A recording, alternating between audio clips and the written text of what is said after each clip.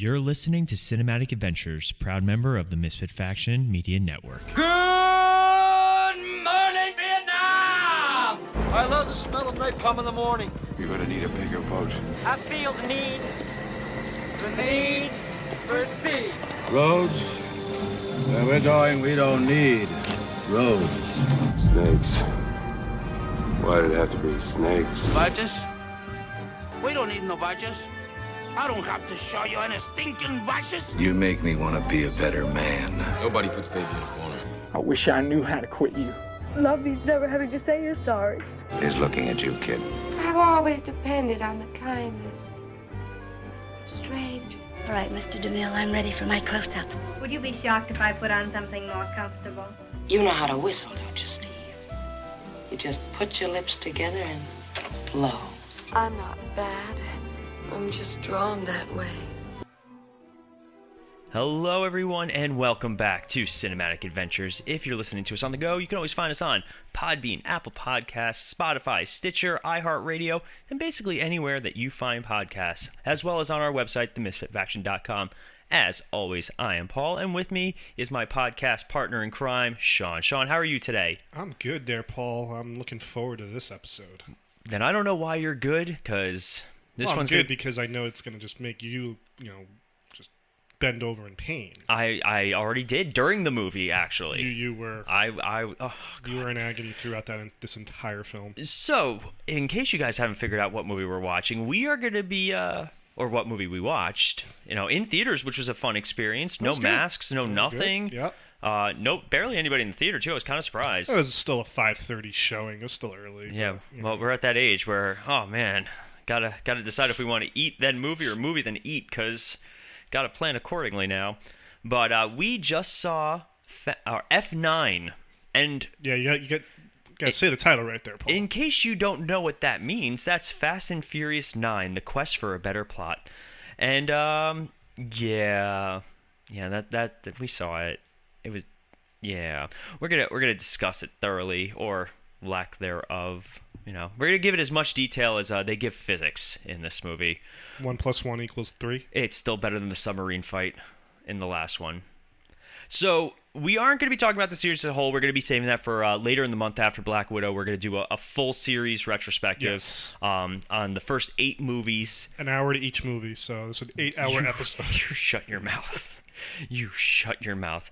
Probably break it up more into blocks, because with a special music video by Paul Baglietto. I'm going to do the Tokyo Drift song. Tokyo Drift song. They really had missed an opportunity in this movie to play it. They really did. But the fact that they actually brought the characters back. Oh, what was his name? Lucas Black. He's been in the last 3, I think. No, he was in Tokyo Drift. He was the star, obviously. But he made a cameo in. He cameoed in the one where Dom has to go there after Han dies. They show what happens after their race at the end of Tokyo Drift, and that's it. That's it. Okay, I feel like thought he was in the one before that, but no, he was on NCIS New Orleans. But oh god, this movie, it's really just not sitting well. But you kind of look at the Fast Furious franchise, the first 3 are one set of movies. Yes. And then the next 3 are another set of movies, and then the last 3 have been just over the top Marvel. Basically, yeah, it's Universal's Marvel franchise, and they know they're going to make money off of it. They honestly don't care. They're just, as long as we make money, we don't care what the plot is. We don't care as long as the cast wants to be in it. Mm-hmm. And these people love each other. They're truly, they're like family, these people. Oh, yeah, very except close. Except for The Rock and Vin Diesel. And Vin Diesel, they don't seem to care for each other. But everyone else is, when we do our retro, I really want to bring that up, sure. The two of them together, because there were times in some of those movies you could tell they weren't even on the same set with each other, filming with each other. It was bad at one point. So instead of The Rock, we get John Cena. Oh, my God. And I like John Cena, too. I do, too. I mean, he's not God's gift to acting. I loved him in Blockers. Did you see Blockers? No, I did not see Blockers. He was very funny in Blockers. I gave him his comedic But he's also going to be in the next Suicide Squad? Yeah. And he's getting his own show. Peacemaker. But so this is going to be first and foremost your official spoiler warning. We are going to go through we're going to rip this movie apart, piece by piece, all the way to outer space. But we're going to do our usual. We're going to talk a little production stuff. We're going to talk about like, a little behind-the-scenes stuff. We'll talk the cast. We're going to talk the plot. Like, we're going to go through the entire thing. So if you guys have not seen it yet, take a break. We'll be here. Don't worry. You can find us on Podbean, Apple Podcasts, Stitcher, iHeartRadio, all those things. We will still be here. Our episodes don't ever get deleted for some strange reason. People still want to hear what we have to say. We don't know why, but thank you guys. You're the best. Yeah. So let's break down first and foremost. Do you want to do any production? Any? We can start with. We could do the production later. There's nothing really like extravagant there. Really, this movie is just. It had to deal with the COVID-19 pandemic. Well, because this movie was supposed to, like most movies, supposed to come out last year. Yeah. So, like, this was really the only thing it's competing against it are The Boss Baby and The Forever Purge. Those are the two movies that are currently fighting for box office seniority right now. Yeah, it's already grossed over $500 million worldwide, and it's the third highest grossing film of 2021, but that does not say that doesn't mean anything. I mean, again, I'm not going to take away from it. It's just there's nothing else for people to go and see. So. Oh, it's sad. It really is. I mean, I'm curious to see what happens when Black Widow does come out. It's already made more than its box office, you know. And what is hysterical about this movie is you've seen the progression coming. Like you know, like I said, the first three are different, are one type of film. Then the next three, when all the major cast returns, they became like a group of like thieves and trying to steal certain things. But then that last movie, 7, right before Paul Walker died, it just you could see it. It was like, okay, they're just doing ridiculous things, and obviously 8, and then this one just.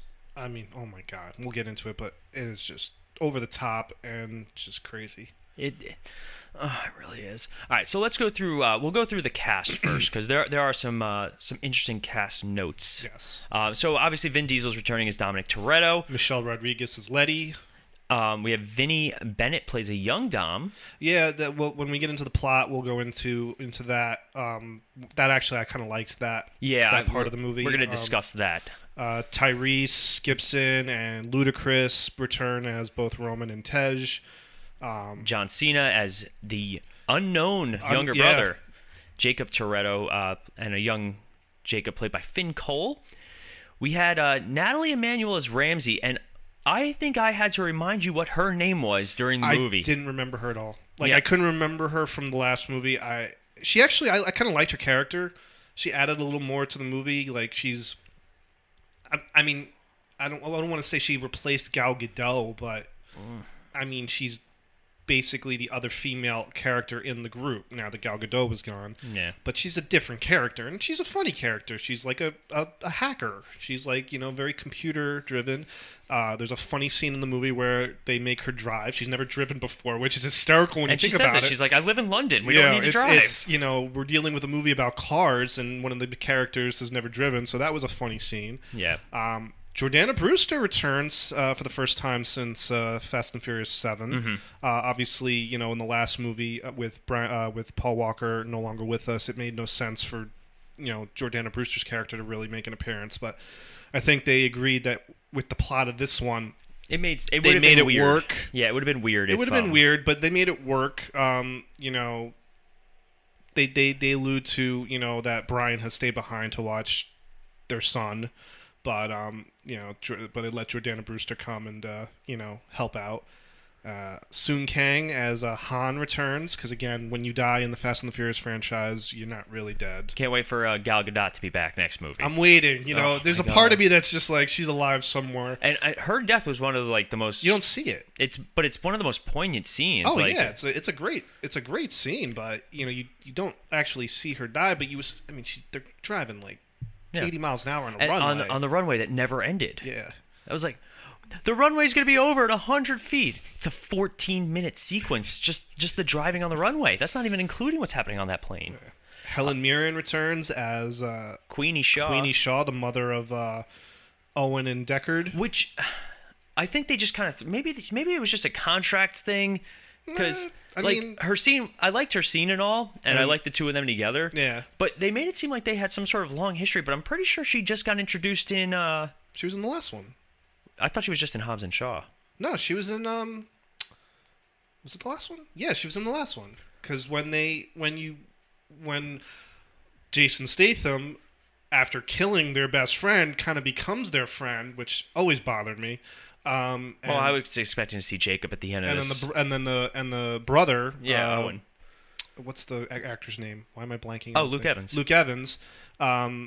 Yeah, because she's in that because it's like trying to find them. I don't know, but she was in the last one. I remember her. Yeah, I thought it would have made more sense for Luke Evans to become like an ally to them, but they had to do it because, well, we're doing a spinoff. We gotta make Shaw a good guy. Oh God, that's another movie that as much as I love The Rock and I love Jason Statham, I didn't actually see that movie. I've seen that movie in its entirety one time. Yeah, I had no desire to see it when it came out. And I love Idris Elba. I think he's fantastic and he's great in it. But like, oh my God, it's just. And then they threw Ryan Reynolds and Kevin Hart in cameo wise. Like, oh really? Oh yeah. Oh God. And just it takes you out, unfortunately. Like, see, as much as I love all these actors who work together and they always work well together. You know, obviously Kevin Hart and The Rock have been in a lot of movies together. And they have a great dynamic, but like ever since Central Intelligence, I'm kind of like, all right, I'm done. Like, yeah. They're funny in like the Jumanji movies, but that's about it. This isn't Abbott and Costello here. It's let's calm down, folks. It's Big Rock, Little Rock. Yeah. But we had Kurt Russell as Mr. Nobody, who we don't actually really see. We see him in flashbacks, and we see him on the video footage. Security camera of him, trying to warn. Dom and the gang that his and I guess you assume either he's been captured or he's dead, but I can't imagine that he was captured because they got Cypher in that, so you assume he's dead. But again, you can't assume anyone's dead in this franchise. We got Michael Rooker who plays Buddy. I really thought they were going to do more. It's Michael Rooker. It's when you see Michael Rooker, you assume there's going to be more involved with that character. Like he was the one that actually killed the dad. Yeah, I was waiting for that, and it never came, and I was kind of surprised. So, again, I love Michael Rooker. Anything Michael Rooker does is good, but it just kind of felt like, why are you here? Yeah. Unless he was just like, I just want to be in this movie. I mean, that's possible. But it was that was an interesting cameo. I know your fun one was Cardi B. It was the weird Lisa, a woman who shares a history with Dom. Oh my God! The second I saw Cardi B, now don't get me wrong, I enjoy Cardi B. I have no problem with her. Yeah. Like I don't know her personally, but it would have been like having Snooki be under that mask, like just like such a jarring cameo. And oh my God, not to be mean, because I'm a very nice person, but she started talking, I was like, oh, that's her voice. Oh my God. I'm used to her rapping, and I like her rapping. She's very good. But oh my God, that was just such a weird scene, and it made no sense. Well, because she was never, ever in any of the other movies, so it was like, what is this? Oh, apparently Vin Diesel wants her to be involved more. Okay, but I'm watching this one, like, did I miss something in one of the last movies? Like, was this a character the last one where Cypher's the bad guy, yeah. I saw once in its entirety, and I've never watched it since. I haven't seen it since either. I mean, and of course that means Charlize Theron is back, and she's like now the main antagonist in this franchise. I thought they actually killed her. I thought so too. Yeah, that was a good fake out. I'll give it that one. But listen, I love Charlize Theron. I think she's just. Oh yeah, I know you got a little thing for her. She is. Yeah, you got Anna Sawai. I hope I didn't mispronounce that, as Elle. She's a new character introduced. She's the girl that Han's kind of taken under his wing, and and the literal MacGuffin. But my problem was she's so badass in her first scene, and then she gets captured, and she's like, well, I don't know how to fight anymore. Like, okay, we're going to talk about that, too. Oh, God, that jars me. And then you got, of course, Lucas Black, Don Omar, and Shea Wiggum reprised their roles from previous movies. One of which was Tokyo Drift. Mm-hmm. Oh God, Shea. Yeah, Wiggum.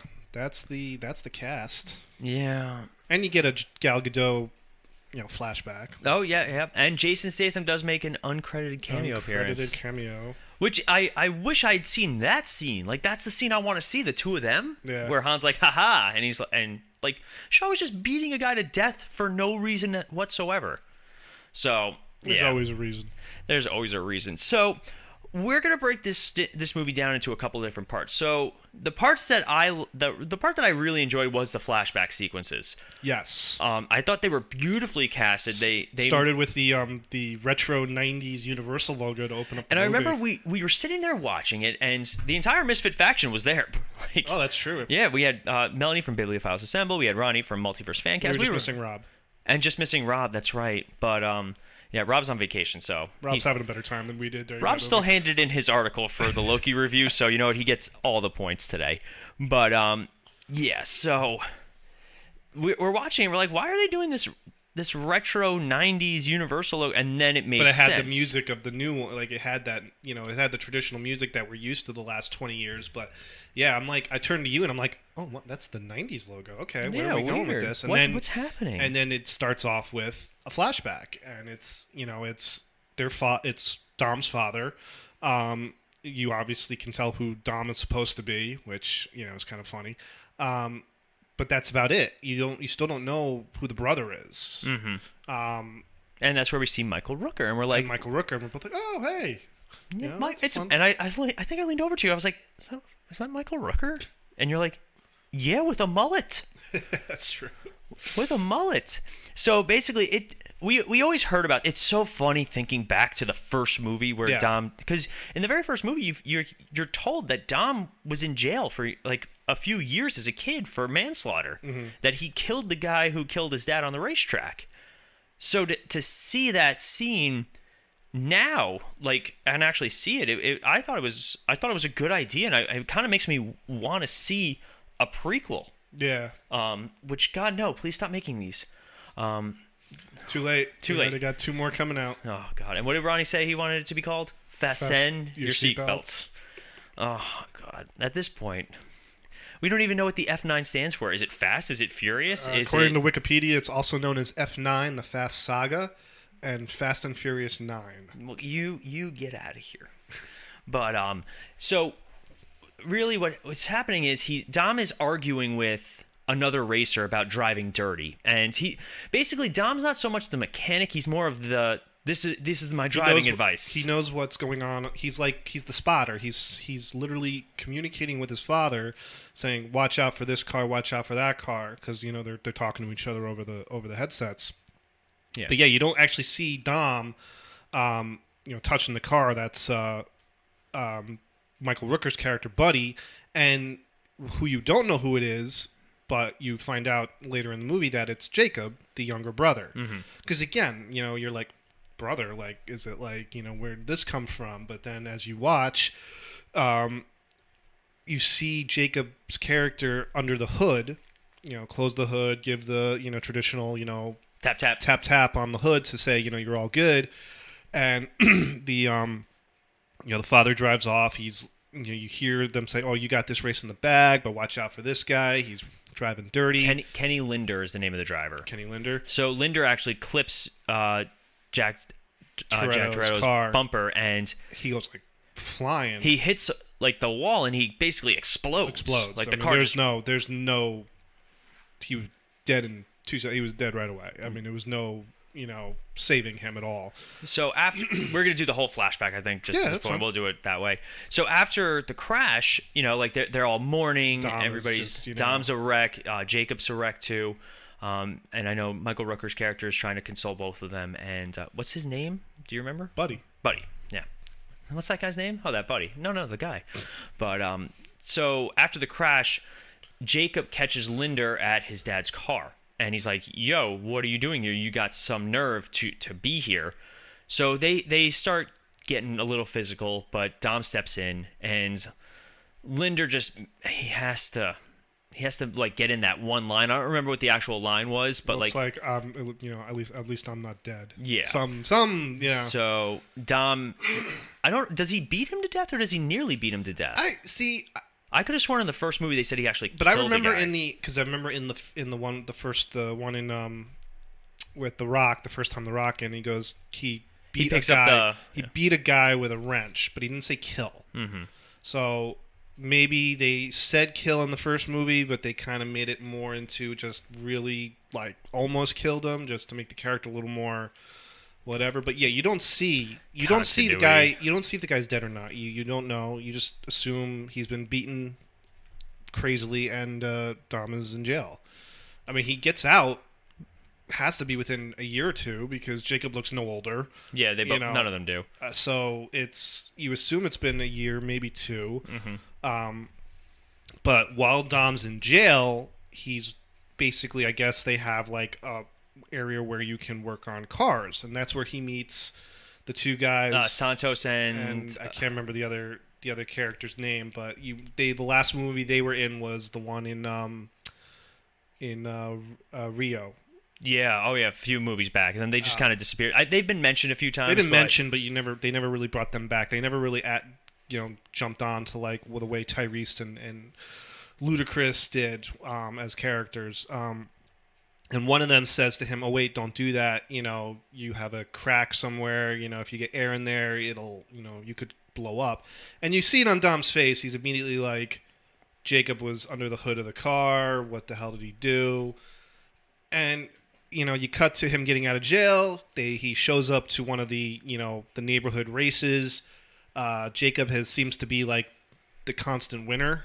He's the Toretto. He's the Toretto right now without Dom there. You also get to see some of the younger characters, Vince, Letty, and Mia, and Jesse. I didn't see Mia. Was Mia there? There Were two girls. Okay. Mia was the other one that was there. Oh, okay. I didn't. Yeah, because Letty goes out and starts the race. So I assumed I assumed Mia was just much younger, but I guess not. No, I mean I don't. They never say which one of them is older, Dom or Mia. I don't think. No, Dom is definitely older. Oh yeah, and little sister. Yeah, Dom is definitely older. Also, sidebar.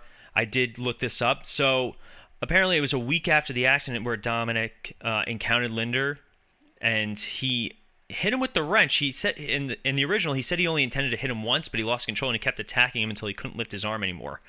So Linder did survive, but his injuries rendered him unable to race, and Dominic was banned for life from the tracks. Gotcha. Yeah. So he didn't kill him, but vicious assault. So probably a year to 3 years. Yeah. So Jacob has just won a race, so he's all proud of himself. I miss the old school race look that they had. Well, that's what it looked like. I mean, they had that the spray scene painting brought you back to the original first movie, and he's like, "Oh, who's up next?" And Dom's like, "I'll take you on," and he's like, "Dom, when did you get out? When did you get out?" Hey. And it's very like, "Hey, girl." Oh, shit, Dom, you're here? Like, oh, okay. Oh, okay. And Dom approaches him and is like, here are the terms. You win, you can come home. I win, you keep driving. And you never come back. And you're never coming back. And Jacob's face is like, wait, what? And he's like, I know what you did. And, they race. And, of course, we get that, that fun harken back to the nitrous, hitting the button too fast, which some nice callbacks, which Brian did in the first movie, and of course Dom uses it against him in this, and Jacob's like, no, but he just keeps driving. He follows the rule. He just keeps driving. Leo and Santos, by the way. Leo and Santos. That's it. Yep. But no one else. See, now what I don't know is, does Dom ever really mention what happened to everyone else? I don't think so. Because Mia, you later find out, Mia says she kept in touch with Jacob, but didn't tell Dom that. And but then she lost track of him too after he, kind of fell off the face of the earth. And you find out that Buddy was allowing him to stay with him for a year or two. And then he ended up joining some sort of military. Yeah. And Buddy, situation. I mean, that scene where Dom shows up to Buddy's to try and figure out where Jacob is. Buddy, you could tell Buddy's like, torn. He's like, you threw him away. Mm-hmm. Like, why should I help you find him? And Dom's like, well, he's going to hurt a lot of people. And, yeah. But that's neither here nor there. But so that was the flashback. But it was a good start to the movie, and then it just went downhill from there. So speaking of going downhill, we were going to jump into the plot. We are going to take a quick break, and then when we come back, we are going to strap some rockets to our cars and go into space. But first, dress like minions. But first, a quick break. Hey guys, today's episode is brought to you by Raise Energy Drinks. Raise is a proud member of Rep Sports, and if you guys are looking for a little extra kick during your day, whether you need to tackle a workout or you need to get over that afternoon slump, you can always check out Raise Energy, and if you get to checkout and you enter the code CINEMATIC, not only will you be getting a 15% discount, but you'll also be supporting the network. So that's Raise Energy with Rep Sports. Code is CINEMATIC, CINEMATIC. Matic. All right, and we are back, and we are enthused because now we're getting into the present day storyline, and I just hate this movie. Oh my god! All right, so the movie starts off with we got Dom and Letty. It's been 2 years since the last movie, and they're retired. They're living their best lives, just raising little Brian. Letty's a stepmom. They go through drills where he hides, and I've never seen more scripted dialogue from a father to son. Like, nobody talks like this, Dom. Nobody talks like the way you talk to this 2.5-year-old kid who you've got trained to go hide in the most obvious hiding spots. I don't get also why they never bring up that they're all quote unquote millionaires. I mean, I don't know how long $11 million lasts, but we know Roman bought his own jet. Yes. That they have not referenced ever again. No. And of course, you would not assume any of those characters are rich from the way they live. What do you mean? I think... I mean, not $11 million rich, but... Well, I know Tej opened a garage. Yeah. Like, that was his thing. And then he turned into a supercomputer hacker. Like, he literally just organized street races for a while. We got to discuss all these characters. We especially with Dom, we've now seen Dom's quote unquote humble beginnings. He does bleed in this movie, which was shocking. Yeah. He does also demonstrate feats of superhuman strength several times. But it's Vin Diesel, man. It's just shut up. But The Rock does the same thing. Oh yeah, absolutely. Breaks the cast in one of those movies. Yeah, still love it. But My issue is, like, a lot of these characters go against their things that were established in the movies. Like, one of my favorite scenes, I think it's Fast... Hold on, give me a second. I think it's Fast 5... No, Fast 6, when Letty comes back. There's a scene where Han and Roman are chasing after the one guy, who then he beats up all the cops, and then they try and fight him, and they get their butts kicked. Because they don't know how to fight. Like, that was a funny aspect of the characters, especially considering some stereotypes. Like, Han's Asian, so they're like, I think Roman even says, "Don't you know karate or something?" He's like, "I don't know karate." And they get their asses kicked by this one guy, and they're like, "Don't tell anybody about this." But in this movie, Roman's like jumping off the truck sidewall, and he's punching the guy in the face, and like the two of them take on like 6 guys. Dumb. Like, you established it. Like, next movie, I guarantee the hacker chick, what's her name? Ramsey is going to be an expert driver. And they're not even going to mention that she had trouble driving. I don't like that. Like, I hate when they made all these... It's been 2 years. These guys could have been training all this time. Oh, yeah. Like, Tyrese was training. You never know. Yeah. But it does bother me, especially in these movies where they establish something, and it's funny, and it's good, and it's a great character type thing. Another thing is, apparently, if you get really good at drifting in Tokyo, you can become a rocket scientist. Apparently. What the hell? That was the most out-of-place scene in the entire movie. It would have made more sense if they're like, "Oh, I know a guy." Or, did you actually see Tokyo Drift? No, never seen it. All right, you're going to watch Tokyo Drift before we do our retro, though, right? We'll do a movie night. I'm so down for that. I actually enjoy that movie. It's really not that bad. But, In that movie, Sean's character, his dad's in the Navy. That's why he goes to Tokyo, because that's where his dad's stationed. It would have made sense if he was like, "Oh, my dad was in the Navy, and he's part of this program." Like, you could have built off that. Logic? No, not enough. You're giving them too much credit. Oh, God, I just hated it so much. But, so, going back to the actual plot, we had, a car starts driving towards their, little humble abode, and I like how they even point out, like, because I think I asked, I was like, why didn't they just call ahead? And then I think it's I think one of them goes, goes, we'd call you if you had phones. Yeah, we would call you, but they're like, grabbing guns, they're aiming their guns right at this car because they have no idea who it is, and Tyrese, lifts his hands out. Come in peace. Come in peace. So it's they're living off the grid, but yet it's like well, the house is being rebuilt though. You see that later in the movie. You see that at the end. It's almost done, but it got destroyed like 6 movies ago. It was 2 movies ago. No, it was with the first one with Jason Statham, because he sends the package after he calls. Oh, that's right. Dominic Toretto. I love Jason Statham. God, these movies do no justice for him. But he's just awesome. I like him. Remember that movie, The Bank Job? Oh, I love that movie. That's a great movie. If you guys haven't seen The Bank Job, it's a really good Jason Statham movie. movie. It's on Netflix. Go see it. Is it on Netflix? It's on Netflix. Yeah, it's a good one. But so Roman, Tej, and Ramsey arrive, and they're like, "Hey, our friend Mr. Nobody, the CIA super spook, he captured Cypher, the bad chick who managed to get a haircut too. And you get haircuts in prison. She's got that prison due. She's also got 3 new tattoos. But while he was transporting her, the plane got attacked by a rogue agent.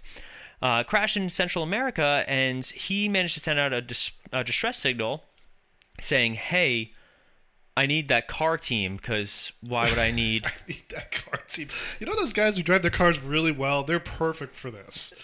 I'll have a thing of Corona ready for you. And Dom's just like, I'm retired. Yeah. But Letty is the one who's like misses the excitement. So she decides to go, and so she drives off on her motorcycle. And of course, Dom has that moment where he's like, But it's when he rewatches the footage, he realizes that Jacob's there. That Jacob's the one that grabs him. You can see John Cena grabbing him off scene, or on the footage. What are you talking about? Dom's rewatching the footage, he sees that Jacob's involved. He sees the necklace. He doesn't see John Cena. Well, you can't see John Cena. No. He's invisible. Oh, really? Oh, yeah, that's a big thing. So Dom realizes it. So, of course, this movie tries really hard to abide by the rule of cool, where the rule of cool in movies states that if something looks really good, you don't always have to worry about the logic of it. Like a good shot, a visual effect, something that's just really cool. That's like, it doesn't make sense in the terms of physics, not particularly, or practicality, even less so. So they're getting on a plane on a runway, and Dom's like, you know what I'm going to do? I'm just going to drive down the runway in my car. Yeah. And hope that the plane's not already going. Well, oh my God. You can steer away from the plane if it is. Because it's a cool shot. But anyway, so Dom You don't know what the logistics of that airport is. Maybe that's the only way to get to the runway. It's the dumbest idea then. Rule of cool. God, Paul. God. Study airport geography before you learn something. But anyway, so yeah, they manage to all get together, and they land there where the plane has been taken down, and there's nobody left. Yeah, so they search the plane and they find half of a device that was hidden called Ares. Now, this device is Spy MacGuffin 101. It is an object that needs another piece, or pieces in this case. But even when it's connected, you still need the key. The key, and it can hack into any computer-controlled weapon system. Dumb. So the team is then ambushed by a private army, and they're led by Jacob. Now, this scene... This is a great... Is the private army led by Jacob? I think the private army's there on its own. I think Jacob is just... Like the country army? Yeah. Oh, yeah, because they can't cross the border. Yeah, it's just because they're across the border, and that's it. Jacob has nothing to do with them. So, but Jacob does show up, and he manages to get the piece of Ares. Him and Vin Diesel have their little... stare down. What's up? Remember me? Yeah. But, and we have arguably, next to going into space, the dumbest stunt in the entire movie. The whole bridge is just... Well, first of all, they're driving towards this bridge because Ramsey's like, "There's a bridge, go, go, go!" And Ludacris is driving, and he goes, "Is that the bridge?" I did like how Roman showed up in the army truck. He's like, "This is why we don't die." But so let's also point out that Roman is now under the belief that they cannot be killed. Oh, Roman is the one he's the audience here. He's like, does it bother These you are bullet holes that we keep doing this and nothing happens to us? Like, we don't have a scratch, we don't have scars. And we're both, me and Paul look at each other going, he's really they're really doing this? Well, because it really annoyed me when Roman was in like the crypt with one gun and 42 guys surround him, and he's not even aiming at them. He's just flailing around. It would have made more sense if you found out later that maybe Han was there and he was helping, or that Mr. Nobody actually survived and he was helping. Yeah. But nobody was helping him. Just magically he survived and killed all those soldiers. Yeah. Had bullet holes all around him, but didn't do anything. You do see them hitting his flak jacket, but like even if you're wearing a bulletproof vest, you're gonna get hit. You're still getting, especially by a rifle. You're still getting knocked on your ass at least. Pain. Oh yeah, you're not just standing there still going yelling Tyrese style. But fun drinking game. Every time Tyrese yells, you take a drink. But so I did enjoy the mine scene. I thought it was a nice through a minefield, and like Tej is like, you have to be going fast enough so that you can get past, which is true. It makes sense. Tyrese is like, his truck don't go any faster. Poor Tyrese. Yeah, earn that paycheck, Tyrese. And then of course they do another God moment where Tyrese gets stuck in the two rocks and the thing lands on him, but it lands either, I don't remember, was it in front of him? Yeah. I think it lands like directly in front of him, but we think he died. In front of him, and the way it looks like he literally gets crushed by this truck. And just again, it's just. And then he just stumbles away. He's like, and even Ludacris is like, "How are you not dead?" And then of course, like the landmine goes off, and they all get thrown forward. Like nobody's hurt. It really it's just. They just don't. You know what's weird? They're not even trying anymore. But you know what's really weird about this franchise? This franchise has gone from.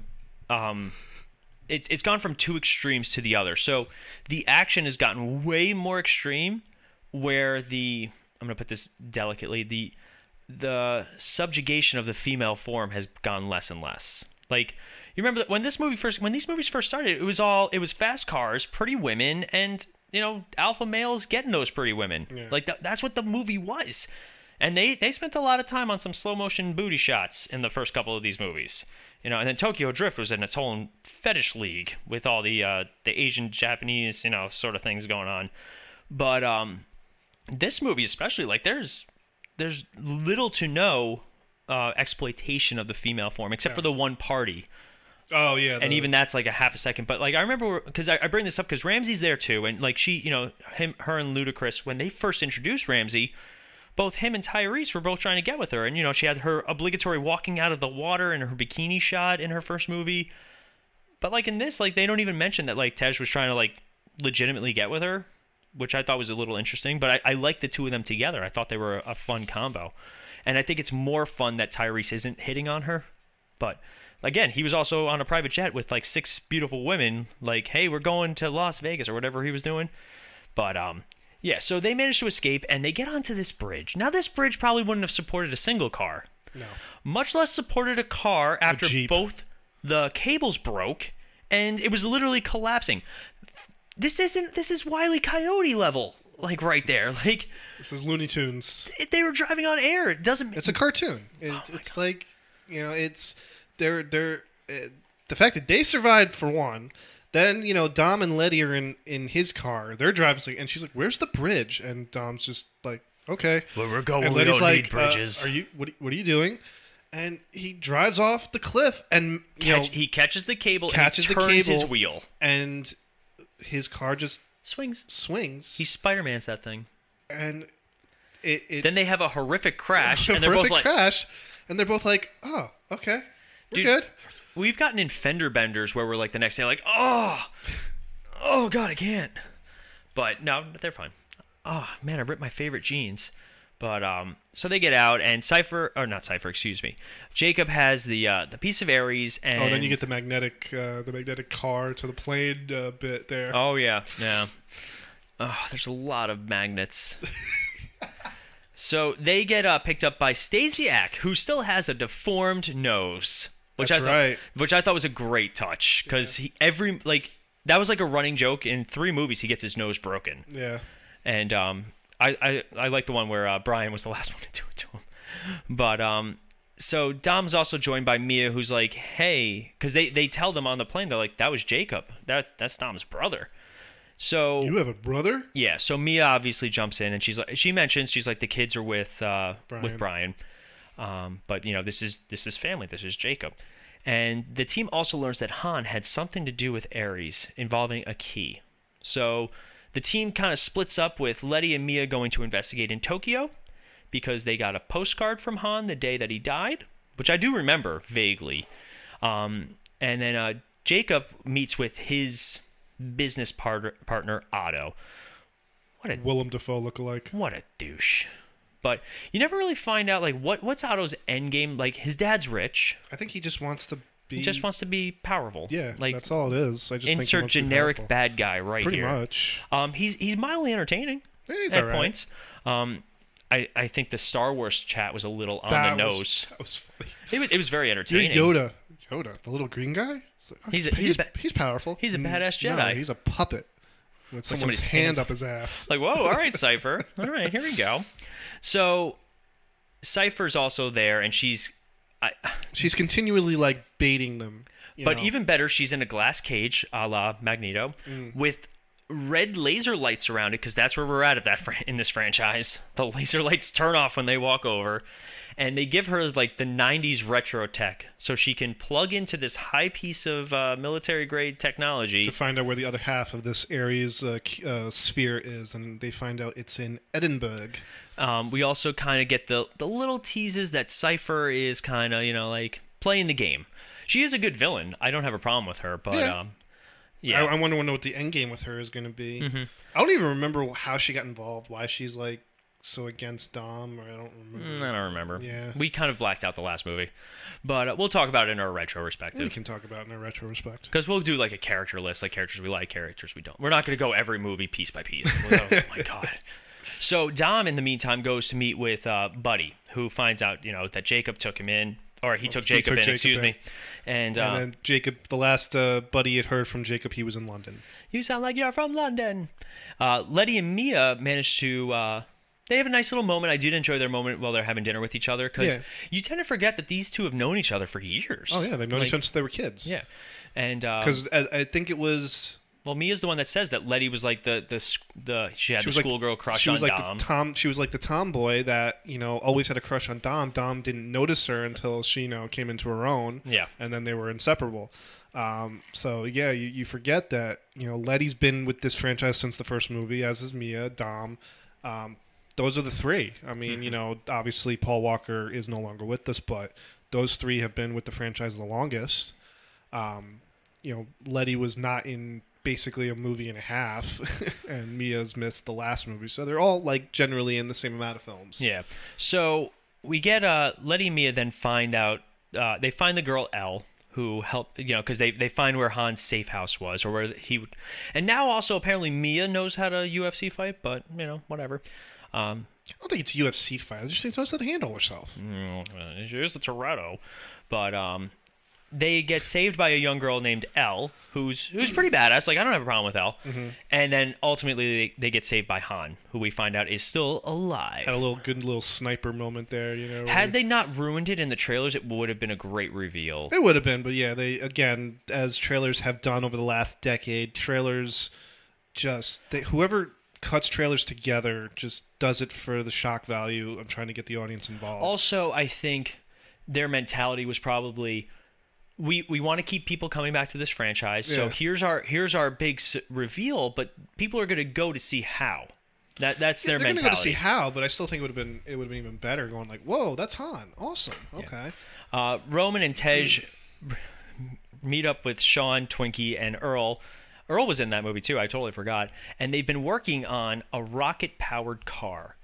And was it a Pontiac? It's a Pontiac, like an 80s car or something. Yeah, something like some dumb-looking car. But I gotta say, and I hate to say it, but Lucas Black is looking rough.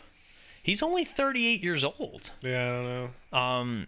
Yeah, he definitely looks a little... Like, I've seen him on NCIS, and I know he was losing a lot of weight, but he is... I hope something's not wrong, because he looks rough. But and then obviously Twinkie's put on weight, which is hilarious.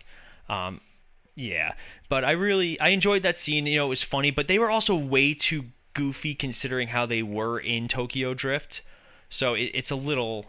Again, I want to watch it with you, or at least let you see it, so that you kind of know what I'm talking about. Yeah, we'll but see.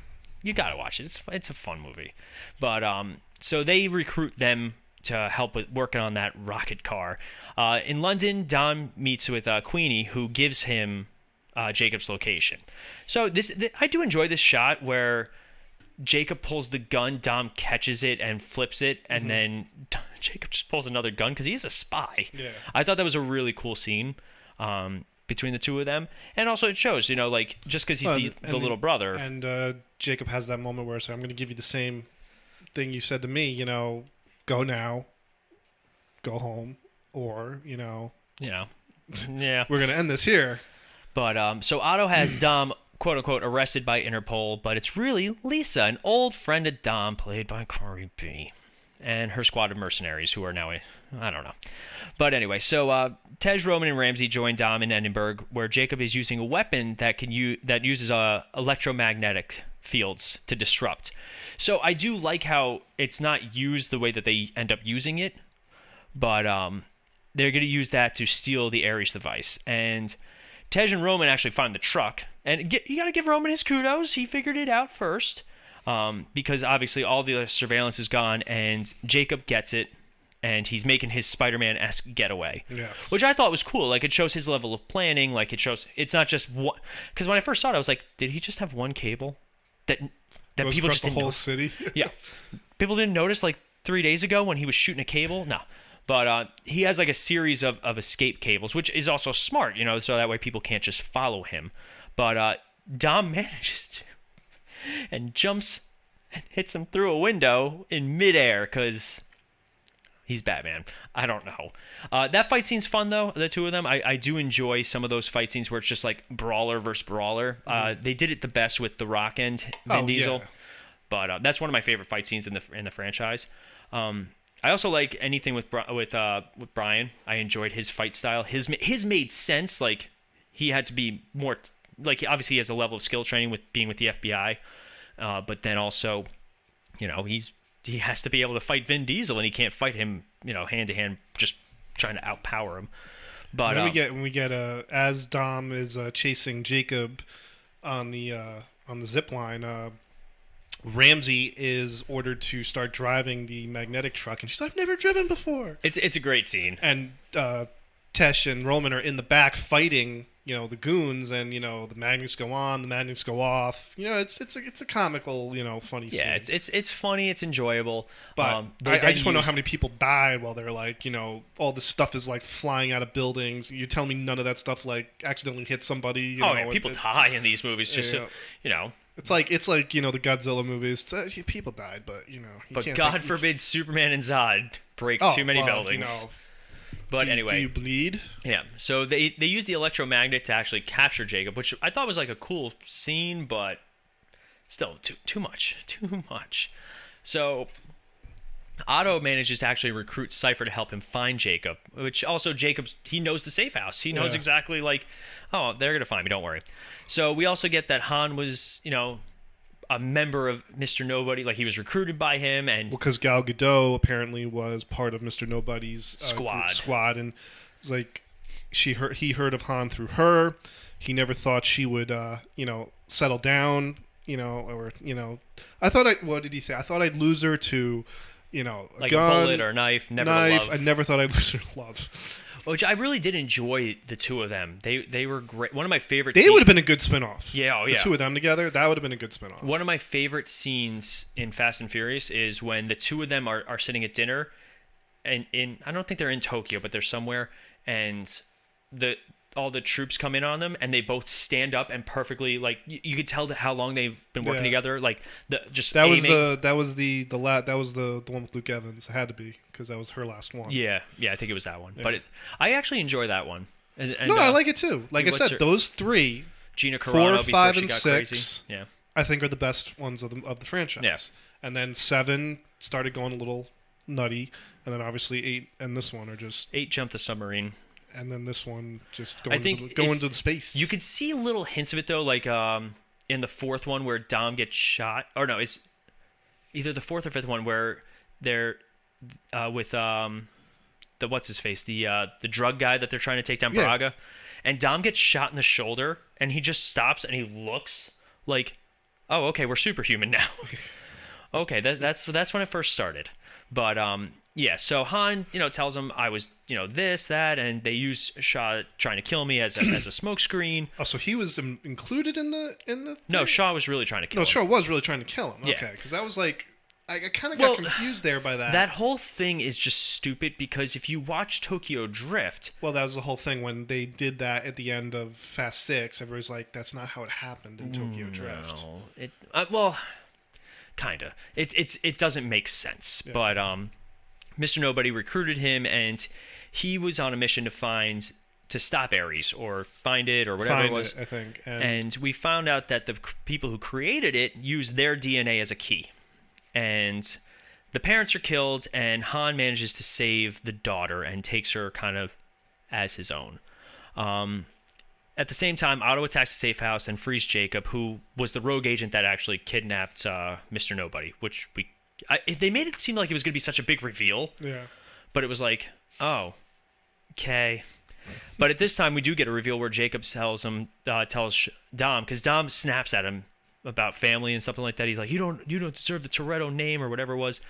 And Jacob reveals that Jack, trying to escape his debts, had instructed Jacob to tamper with the car so he could fake his death in an accident, but it didn't go quite that way. But because of Linter. So Jacob and Otto manage to kidnap Elle, and they get the second Ares device, and we get our moment where they use the magnets, which they should have done 5 minutes earlier. But what do I know? Because all those people can fight. And they manage to escape, but, Dom tries to sacrifice himself by fighting 42 pulling guys. out the chains and getting all the concrete to fall on What's them. even better is there's 92 guys around him just curb stomping him, basically. And he's like, hold on, I'm going to get up. And he just stands up, pushes them. Like, these are trained mercenaries. Like, really? It just blows my mind. And don't try this at home, kids. Don't try this at home.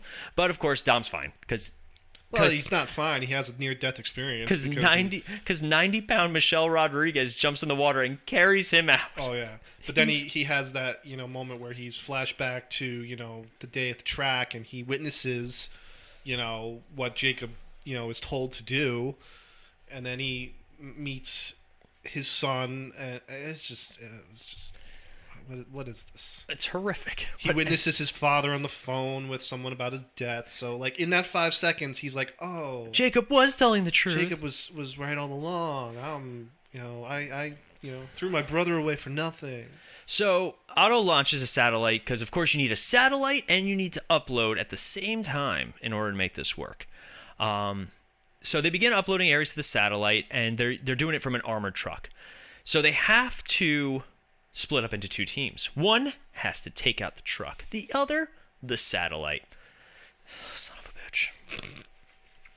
We've joked about it. For years, they've joked about it now. Ever since, Fast 7, there have been jokes. There have been rumors that one day this franchise is going to go to space. Michelle Rodriguez actually let it slip in a pre-interview for this movie. Oh, really? That they go to space in this one. And then the trailer came out, and we were like, shut up. No, this can't be. April Fools? No, it's November. Yeah. So, oh my god, I can't. So Ludacris and Tej have to recruit Sean and the Tokyo team to fly into space and take out the satellite wearing vintage submarine suits. Oh my god, this is the dumbest thing ever. But so anyway. The chase scene with the truck is pretty cool. Yeah. That stuff's fine. Now that they've also equipped their cars with high-powered magnets, Han still can't fight, which is hilarious. I do enjoy that, because Han was never a fighter. And he's trying to fight the one guy in the truck, and he keeps pulling out things that get magnetized. That was very entertaining. But except for the knife that he uses to cut her free, that one's fine. It's plastic, I guess. But just a butter knife. So they managed to free the girl, and they're using the magnets to try and... They want to stop the truck. Apparently all their cars are bulletproof, too. Absolutely. Except for that one rear-view mirror that gets ripped off. Jacob does try and stop them, but then Jacob gets betrayed by Otto. Because and Dom and them told him, they're like, he's going to betray you, you silly goose. And he's like, nah, John Cena. Nobody betrays me. But he gets betrayed. And the only other 6'5", 250-pound guy tries to fight John Cena on top of the armored car. Instead of just shooting him, they decide we're going to wrestle. And John Cena, I don't know if you know, he's got quite the history in wrestling. But anyway, I digress. So they managed to save Jacob, and he's like, all right, I'm going to run away, but actually I'm going to come back and help. Because why not? It's family. I expected to see him at the barbecue at the end of this. Yeah, that'll be next movie. Next movie. But because all his, he'll be forgiven of his sins, and he'll be the first one to say grace at the barbecue. It's like the episode of Smallville where they were at Thanksgiving dinner, and Lionel's sitting next to Chloe, even though 2 seasons prior he tried to actually kill her. He actually blew up her house. But they're sitting next to each other. Oh, Lionel became a really good guy on that show. So weird. But can't wait to do that retrospective one day. Yeah. But so they they save him, and Jacob decides he's going to help, but at the same time Tej and Roman enter orbit. We do get a fun little scene of them in the plane where like the two of them like, are you sure this is going to work? I don't think this is going to work. And Tej is like, you're still on the radio, right? And they're like, and they hold over the microphone. Like, I thought that was entertaining. That was funny.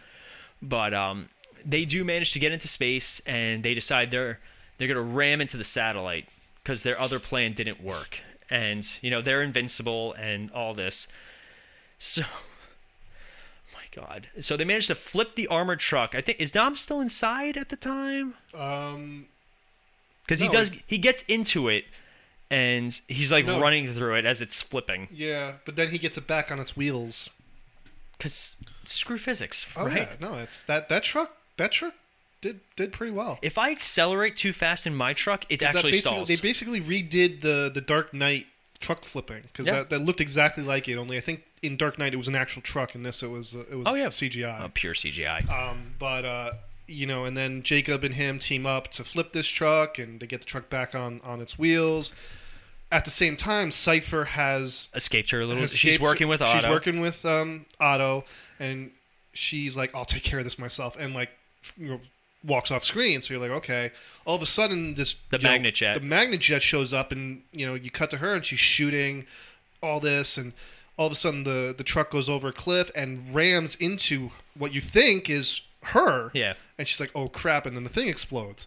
But then they cut to her. She's just in front of a screen, and she was just remotely flying the drone. Very Guardians of the Galaxy. So it was a good little. Oh, we got her, and then oh no, she's still going to be alive. Because I would have been annoyed if that was the way she died. I was like that was just very anticlimactic, But so they allow Jacob to escape, and I like the little callback. 10-second car, and a friend once helped me. Yeah, it was again. There was a few returns to the first movie. Their relationship was like the Brian and Dom relationship. Yeah. And, of course, the International Space Station returns a very inflated... Because they mentioned that the submarine suits It's a flying Pontiac, and they look like minions. We come in peace. No questions. No ramifications. Pretty sure there's a law that they broke somewhere. Unauthorized takeoff. I don't know. I'll find something. But the team celebrates their success with the barbecue. I really wish that they had made some sort of joke. Like, I feel weird after being in space. Am I taller? Because apparently you do get taller in space because your spine decompresses. Oh, nice. Mm-hmm. We also have the Tokyo crew there because let's spend a couple $1,000s on a flight. But they weren't in Tokyo though. I know, but I call them the Tokyo crew because that's the movie they were from. They were in. I don't remember. They say where they're from because they do big letters. But and as they're about to say grace, Brian O'Connor arrives in the car, in his car in the driveway. I do too. And there are actually rumors going around that they're going to somehow get him into the next movie, whether it's his brother. Well, that's what they did for the end of his. They didn't. You don't see him. You just see him from afar. You never see his face. No, I'm talking the scene of him in the car leaving with Dom. Yeah. That's not Paul Walker. I know that. It's his one brother, of his brother's but the face. CGI. It's his face superimposed. I think, and that's I don't know if I think that's what they're gonna do. I don't know. Well, we'll talk about that in a second. But to me, you can't do him in a whole movie. Just do like a scene or something like that. Because unfortunately, the uncanny valley is just too strong on that one. Paul Walker's dead. Unfortunately, it just your brain can't process it. That's what it's called, the uncanny valley. Well, I'm sorry, but what they've done since his death, he's alive, the character, but he's dead. Yeah. Like the way they talk about him in the movie, it's like he's no longer with us. Yeah. So it's very weird the way they handle it in the franchise because again, it's like, he is out of the game or he's no longer, it's just it was he got weird. out. He got out. And most people don't. Yeah. But but by naming his son Brian, it was kind of weird. I was like, yeah, that to me means you think he's dead. Like, well, what's even weirder is Elena. Elena, didn't she? I guess did she not have a name for him first? Because she wouldn't have named him Brian. She didn't know Brian well enough. Yeah, I don't remember. But because Dom didn't even know he had a kid. That's true. But that's the leverage I think that they use, Elena and the baby. Well, that was why he turned on everyone in the last movie. You never turn your back on family. But so just really quick, we also have a mid-credit scene of Han arriving at Deckard. Yeah, as he's beating the crap out of some guy. See now, on Wikipedia again, I know Wikipedia's not, but they say they used Deckard Shaw to fake Han's death. Well, yeah, they used Deckard Shaw trying to kill Han to be like, oh, he did it. It wasn't planned. Okay. But so that's F9 for all the Fs it didn't give. But yeah, really quick before you do a little speculation, do you want to do a Star City rating first? Sure. I'm gonna go 1.5. I can get behind you on that one. I think maybe an argument can be made for a 2 just because it's part of the a franchise that I do enjoy for the most part. But yeah. Listen, it is what it is. At this point, it's over the top action. They know what they are. They're not trying to, do any amazing, storylines here. But it was just, I think it just hit a point where we're just like, okay, guys, can we maybe try and ground this a little more to reality? But again, they don't. They know what they are, and they're going to keep doing it. Now, little just speculation, because they are making at least 2 more movies. They did say that they are going to be the last ones of the franchise, or at least the main franchise. If they want to do spin-offs, that's fine. I can get behind it. Hobbs and Shaw was money worth spent to go see it in a theater, but again, I haven't watched it in its entirety since. Yeah. I think if they wanted to do a prequel and really bring it back to its roots, I'd be okay with it, especially with the cast that they had. Especially after this movie. I liked that beginning scene. I like seeing the characters younger, but is there a story you can get into there? Again, it's by going into a prequel, are you going to make these characters what they are now back then? And we all know that they weren't like this back then. So I kind of feel like I don't want to ruin that by going back into a prequel and making these characters something they weren't at the time, or do you come up with a plot of when they were younger and you hope to God it's something you can find something there that you I figured it out. Movie. Time travel. It's the only logical jump for this franchise. You're right. You are not wrong. We drove so fast. 88 miles an hour. That's all you need. But they're driving 150 miles an hour. So except for Roman, his car doesn't go up that fast. That's true. My speedometer only goes up to 70. But For me, for the future of this franchise, if they know that 9 and 10 are their last ones, or 10 part 1 and 2, right? Whatever they end up doing, if they know that these are going to be our last films, then they have to tie up. Every character needs to get their satisfying conclusion, and the problem is in a franchise where characters have gotten satisfying conclusions and then been brought back. Yeah. Letty died, and they used her death as momentum for the story, but then you find out, no, she's fine. Yeah. Memory go bye-bye.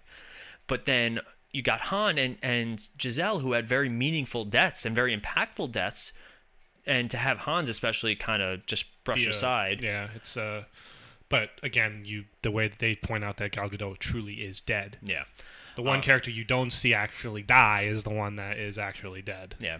I still think that's a very tasteful way they did it, though. No, I agree. It was a great scene. Don't get me wrong, but it was just, the question becomes, how do you add closure to these characters? How it's unfortunately Dom's already a father.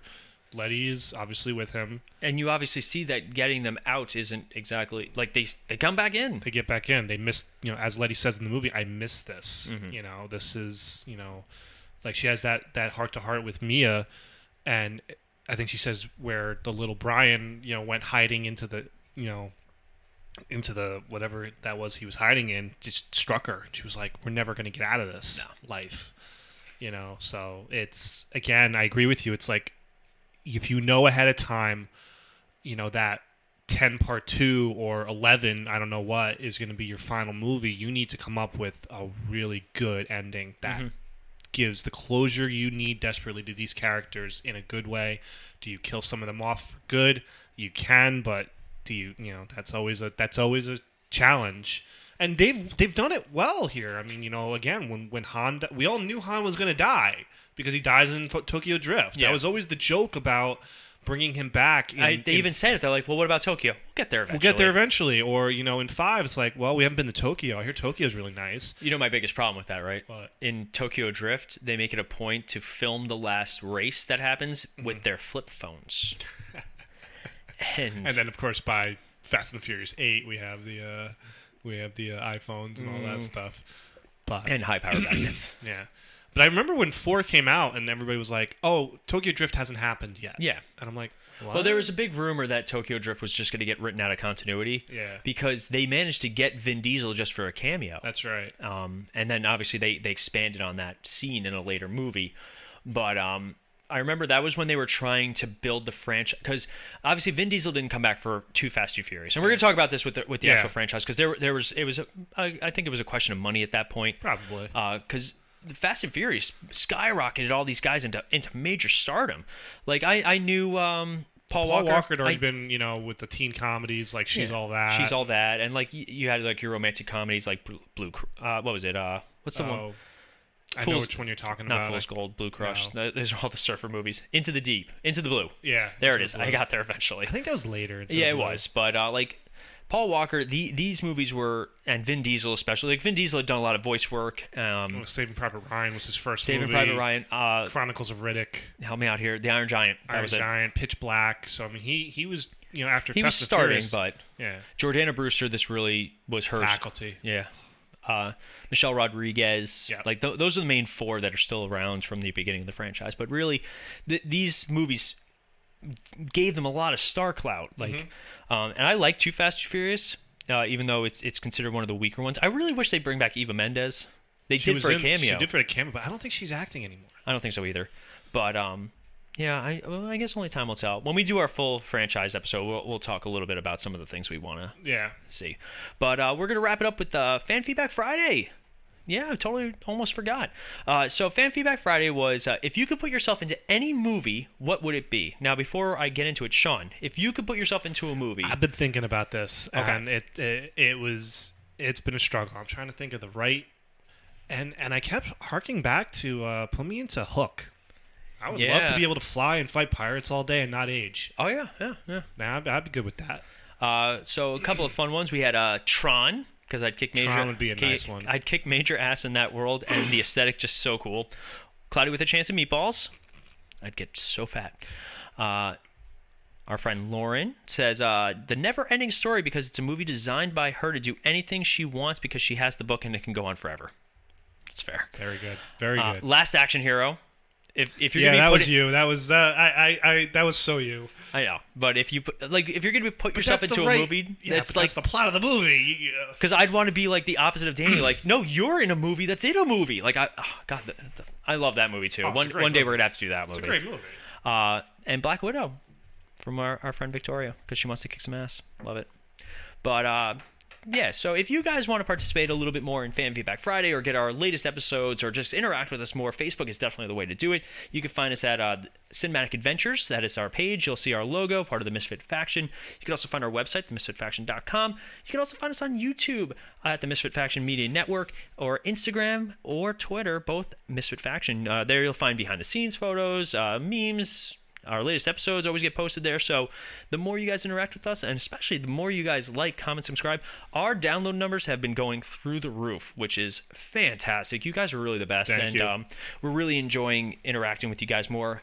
Coming up on our docket, we have Black Widow's going to be our next episode. And that's going to be a crossover between us and Multiverse Fancast. Absolutely, and oh my god, it's been a while. Zack Snyder's Justice League was the last one we did. Yeah. And then following that, we're going to do our full... Our goal is one of these days to all of us actually enjoy a movie.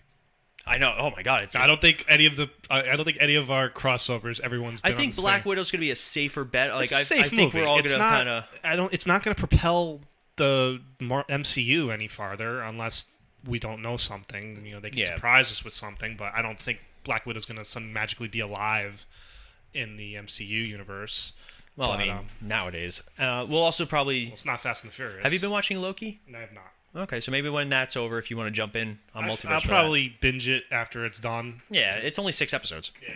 But that's going to wrap us up for today. As always, I'm Paul. And I'm Sean. And we'll be back next week with Black Widow. Until then, take care and have a good day. Have a good one, everybody. Bye.